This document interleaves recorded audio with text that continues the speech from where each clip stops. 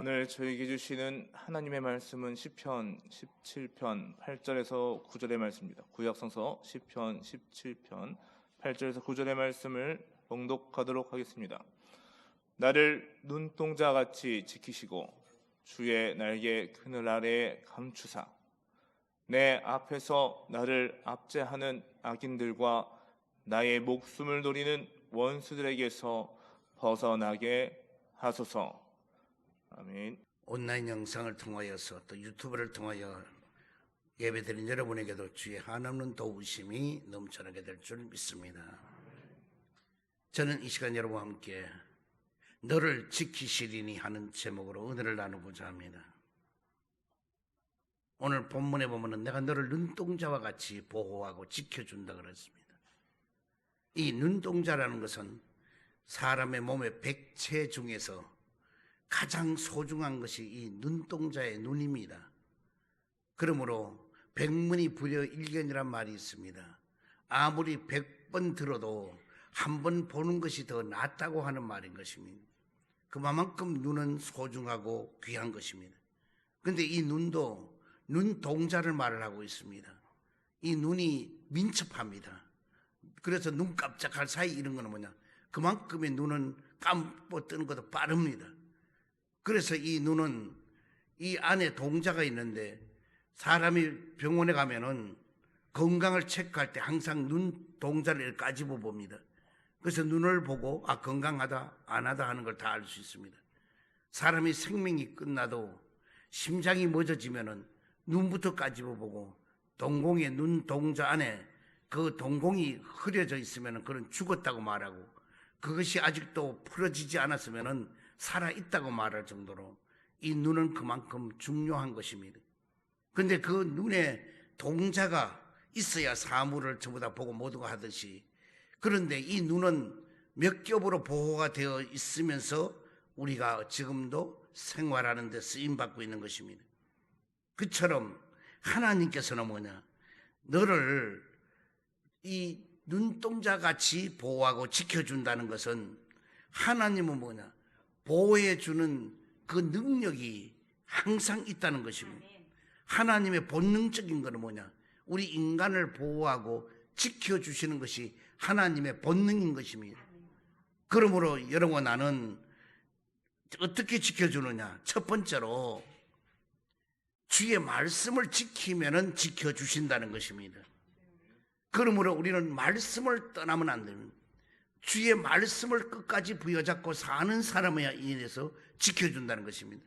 그래서 우리 말씀 속에서 모든 문제 해결도 찾으려고 해야 되고, 말씀 속에서 힘을 얻고 능력을 얻어야 될 것이고, 말씀을 통하여서만이 기적을 나타날 수가 있는 것입니다.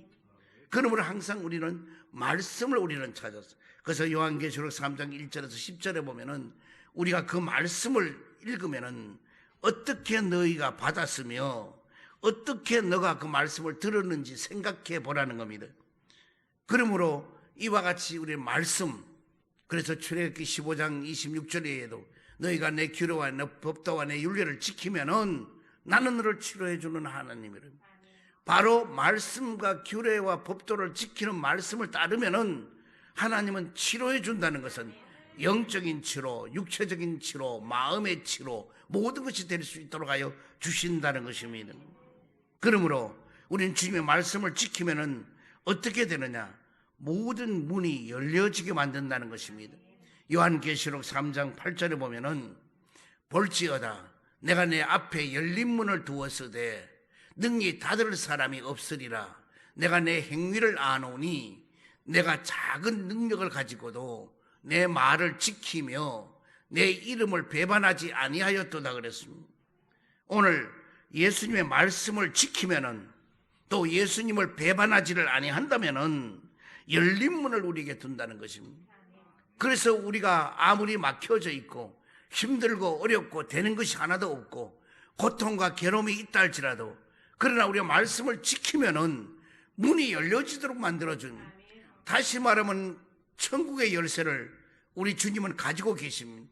너희가 땅에서 매면은 하늘에도 매고 땅에서 풀면 하늘에서도 풀리게 만들어 주리라. 그리고 뭐냐, 우리 주님은 우리에게 천국의 열쇠를 우리에게 주셔서 누구든지 열 수 있도록 하는 열린 문이 되도록 만들어 준다는 것입니다. 그래서 우리는 문이 열리면은 모든 일이 가능한 것입니다. 여러분이 마음의 문을 열면은 은혜가 임하게 될 것이고, 그리고 우리는 입의 문이 열리면은 찬양과 기도를 하게 될 것이고, 우리는 항상 열린 문이 되어지도록 해야 될 것입니다. 그 다음에는 주의 말씀을 지키면 어떻게 되느냐? 승리하게 한다는 것입니다. 요한계시록 3장 9절에 보면은 보라, 사탄의 회당 곧 자칭 유대인이라 하나 그렇지 아니하고 거짓말하는 자들 중에서 몇을 내게 주어 그들로 와서 내 발 앞에 절하게 하고 내가 너를 사랑하는 줄을 알게 하리라. 사탄의 회당이 되고 거짓말하는 자들을 모두 다 이길 수 있게 하고, 그리고 우리를 사랑해 준다는 것입니다.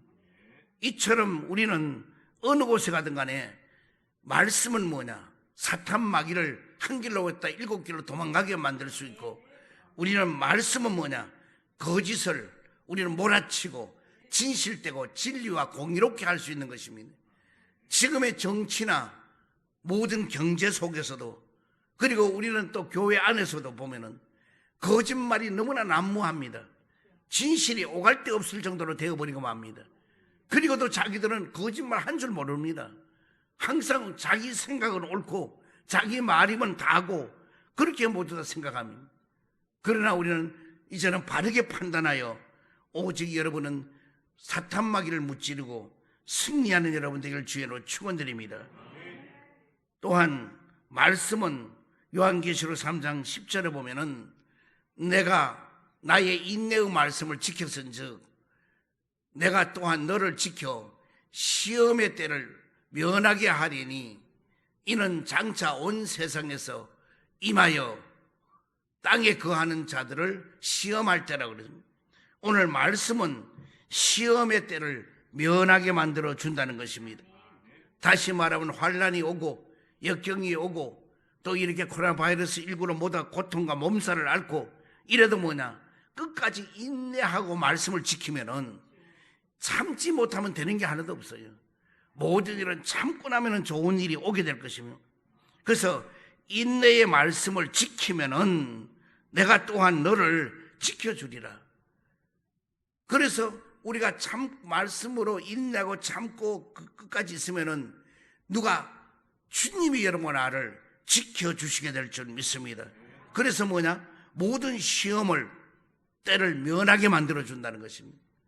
그래서 우리가 아무것도 아닌 것지만은 우리의 이 시험의 때를 면하게 하여 준, 오늘도 이 6월달은 호국의 달이고 오늘이 뭐냐?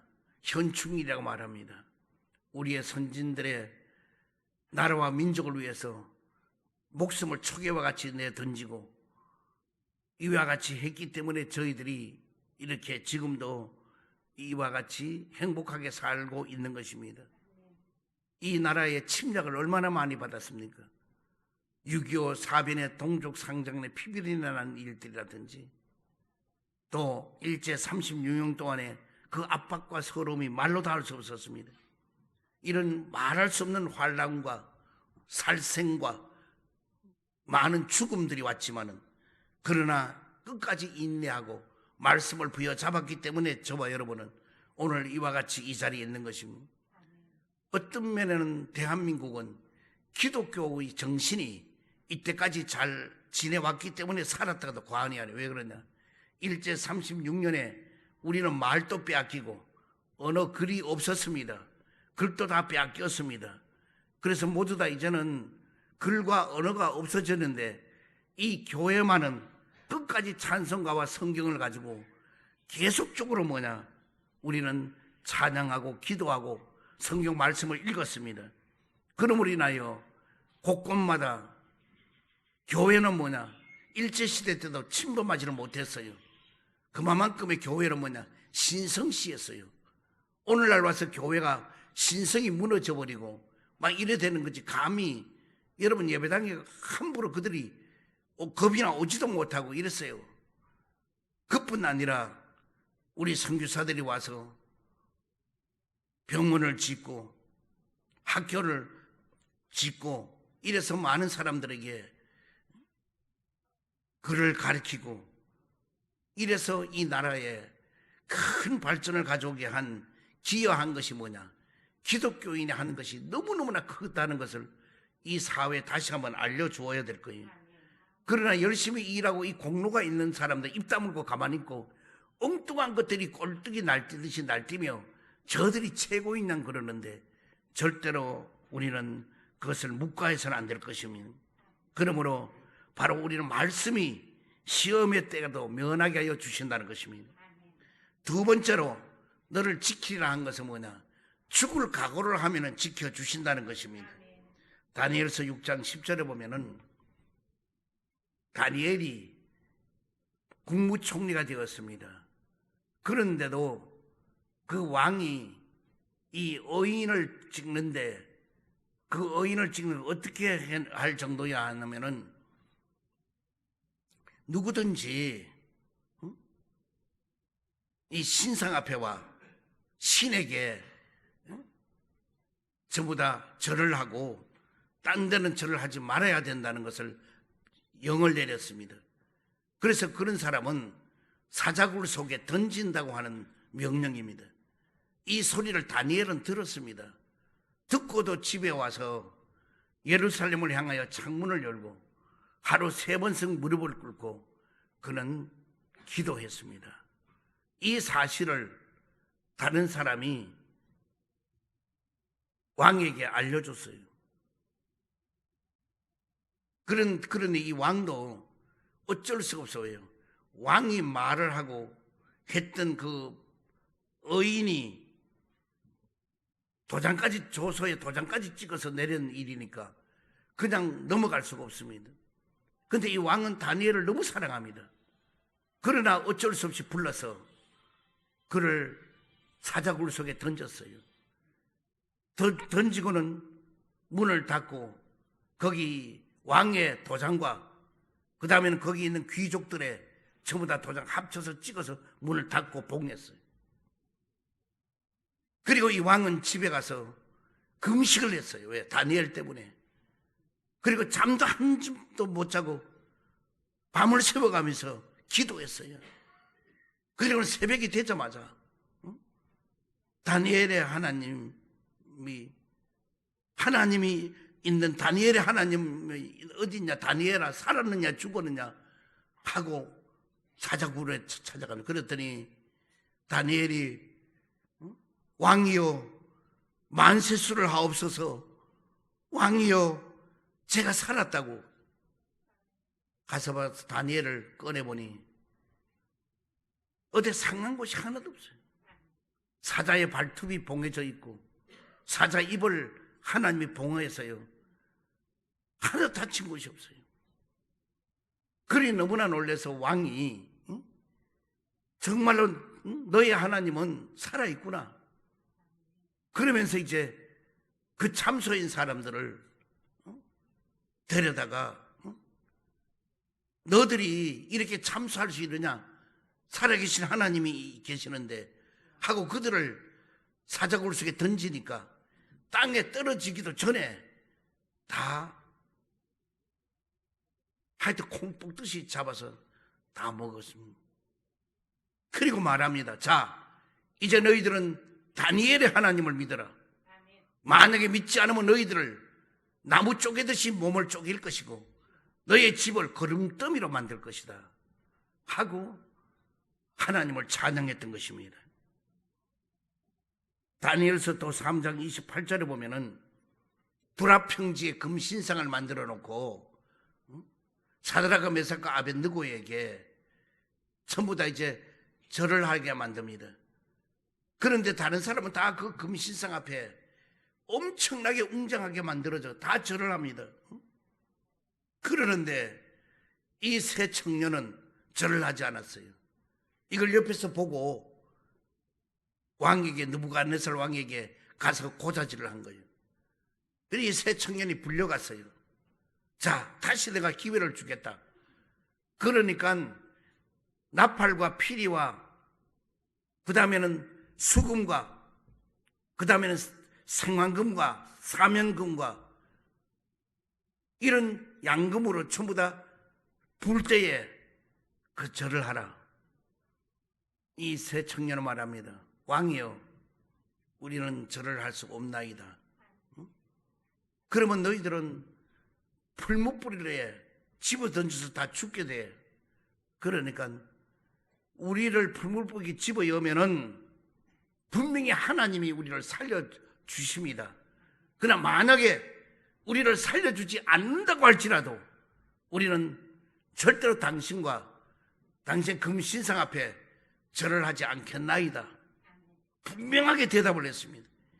왕이 얼굴에 낯이 순식간에 변하더니 여봐라, 오늘 평소보다가 7배나 더 강한 풀무불을 만들어서 오늘 이들을 집어넣어라. 풀무불을 7배나 뜨겁게 만들어서 이 용사들이 밧줄에 묶어서 이 세 청년을 갖다가 넣는데 밧줄을 묶어서 엮는 이 사람들이 다 죽었어요. 얼마나 뜨거운지. 그런데 그 속에 들어간 이 세 청년은 나중에 왕이 들여다보니 네 사람이에요. 이미 그곳에 주님이 함께 해주셔서 그들을 돕고 지키고 보호해 주셨어요. 나중에는 왕이 사드락과 메삭과 아벳네고를 나오라 그랬더니 나왔는데 머리카락 하나 타지 않고 옷 하나 그슬리지 않고 아주 그냥 완전히 몸이 하나도 다친 것도 없고 탄 냄새도 나지 않았어요. 그래서 모두 하나님을 찬양하고 영광을 돌리게 된 줄 믿습니다. 열왕기하 7장 3절 이하에도 보면은 본인만 복받는 게 타인까지 살리는 일이 있었습니다. 왜? 이 엘리사가 사마리아 성이 아람 진영에 의해서 포위가 되었습니다.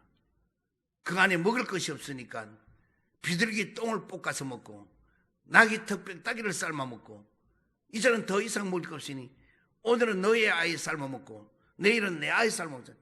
아이를 삶아서 뜯어먹는 그런 비참한 일이 있었습니다. 이럴 때에 왕은 성 위에 올라가서 굵은 베옷을 입고 통곡을 합니다. 왜? 굶어서 죽어가는 아비규 안에 있는 성 안에 있는 그 모습을 보고 왕도 어찌할 길이 없습니다. 이렇게 되는 그 상황에서 성 밖에 내 나병 환자가 있습니다. 자, 우리는 나병이 들었기 때문에 성 안에 들어갈 수 없어요. 성 안에 들어가려면 깨끗해야 돼요. 몸이 깨끗해도 제사장이 허락을 받아야 들어가요. 그런데 그들은 안에 들어갈 수도 없어요. 여기 그 자리에 있어도 굶어 죽어요. 그러니 이 네 사람이 의논하고 숙고하고 협의하더니 자, 우리가 여기 있어도 굶어 죽고 그래 아람 진영으로 차라리 우리가 쳐들어가자.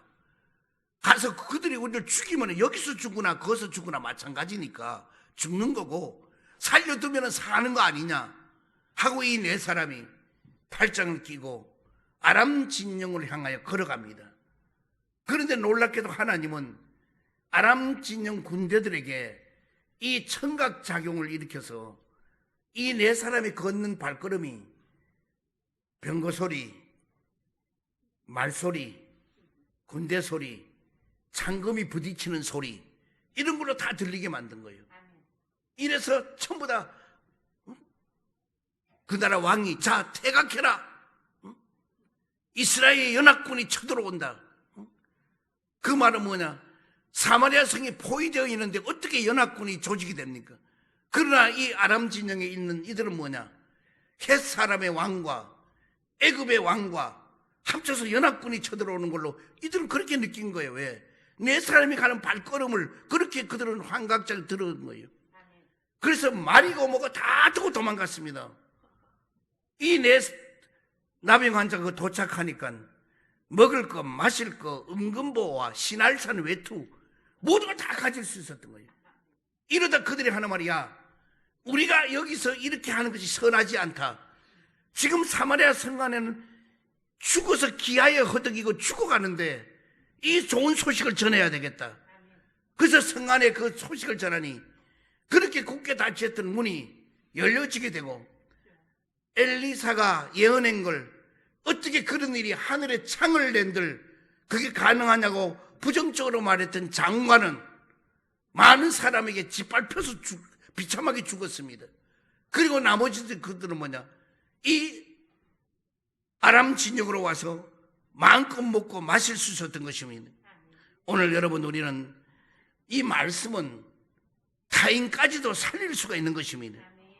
그러므로 우리는 죽을 각오를 하면 하나님이 지켜주시고 타인까지도 살리는 일을 이루게 될 줄 믿습니다. 아무리 코로나 바이러스 19가 우리에게 죽음을 가져온 것지만은 이게 아니에요. 이제는 이제 모두 다 하도 이제 많은 세월을 지내오면서 코로나 바이러스 하니까 달라져요. 어제도 744명 나왔다 그러는데요. 제가 알기로는 어떤 얘기는 이제는 격리를 안 해요. 병원에 입원시켜서 안 해요. 그냥 집에서 있으라는, 집에서 격리시키고 이런 경우가 많다는 거예요. 왜? 인원이 많아지니까. 그래도 안 죽어요. 그래, 염려하지 말라고. 여러분, 왜 코로나 바이러스 19가 여러분을 죽여요? 안 죽어. 알았어요? 안 죽어. 또다시 얘기하는 거예요. 여러분, 우리 아들 목사가 이제 갔어요. 공항에 내릴 때 우리는 별도로 와서 보건소로 가서 다 진단하고 이래 하는 줄 알았어요. 그 집에 있는데 왔어요. 밤에. 너 어떻게 왔냐? 택시 타고 왔대요. 택시 타고 와가지고 집에 와 잤어요. 그리고 그 다음날 보건소 갔어요. 그럼 그 동선이 얼마나, 여러분 생각해보세요. 이거는 위험하기 그지없지. 근데 가가지고 그거 가서 이제 신고하고, 그리고 또 본인이 걸어와요. 오다 배가 고프니까 김밥집에 가가지고 김밥 달라 그러니까 나 지금 격리 중에 있는 사람이라고 이러니까 그것도 놀래가지고 그리 내 이 앞에 있을 테니까 돈은 이다 놓을 테니까 김밥 돈 가져가고 이다가 김밥을 놔두라고. 그래 사가지고 와서 집에서 먹고 했어요. 여러분, 우리가 생각하는 것처럼 그렇게 이제는 아니에요. 좀 겁을 내지 마세요. 아멘. 말씀을 읽고 죽으면 죽어라 각오를 가지면은 지켜주신단 말이에요. 자, 세 번째 마지막으로 감사하면은 주님이 지켜주신다는 것입니다. 아멘. 빌립보서 4장 6절 7절에 보면은 아무것도 염려하지 말고 다만 모든 일에 기도와 간구로 너희 구할 것을 감사함으로 하나님께 아뢰라. 그리하면 모든 지각에 뛰어난 하나님의 평강이 그리스도 예수 안에서 너희 마음과 생각을 지키시리라. 아멘. 아무것도 염려하지 말라는 거예요. 아무것도 염려하지 말으면 아무것도 염려하지 말아야죠. 저는 염려를 잘 안 해요. 그래서 다른 사람이 내가 내 스스로 봐도 나는 골빈 사람이나 마찬가지예요. 왜? 생각이 없는 사람이에요. 그것 때문에 잠을 잘 자요. 생각을 안 하니까. 근데 어제 저녁에는 자다가 생각을 하기 시작하니까요, 3시 50분에 일어나가지고 한잠도 못 잤어요.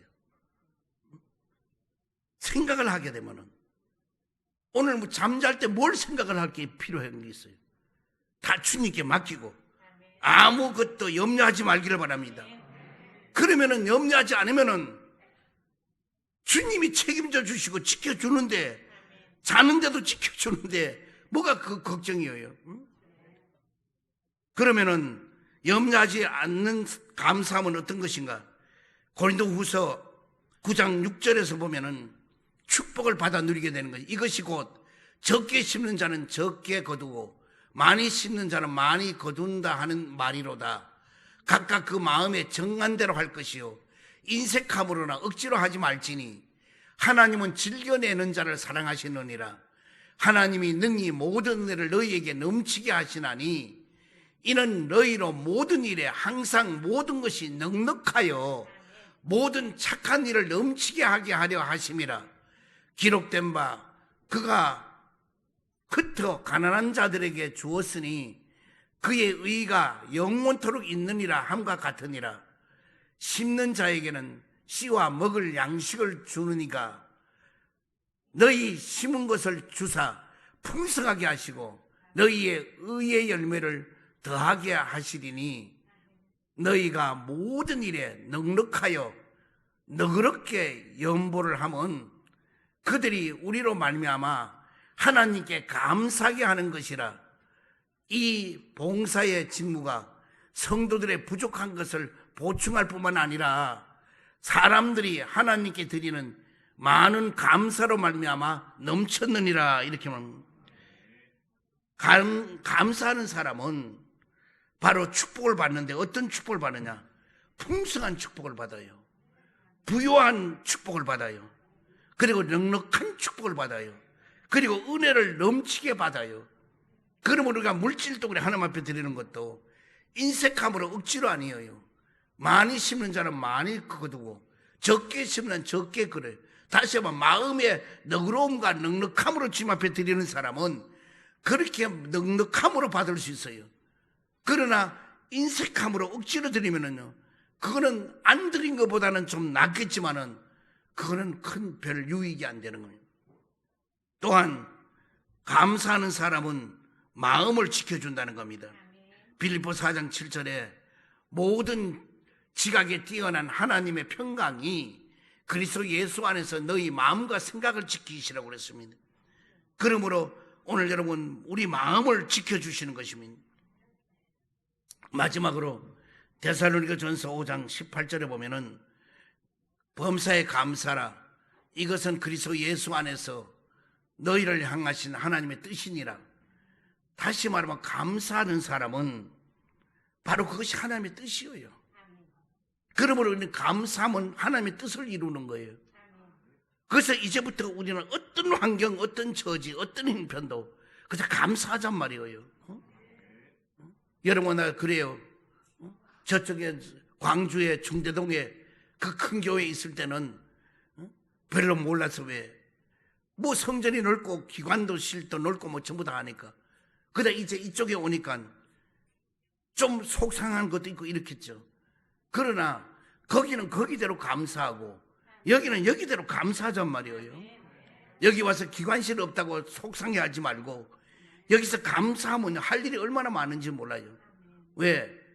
장날이면은 모란장에 전도해야 될 것이고 아닌 날은 이 골목골목에 이 건너가봐서 전부 다 복음 전할 곳이 한두 곳에 있는 것이 아니에요.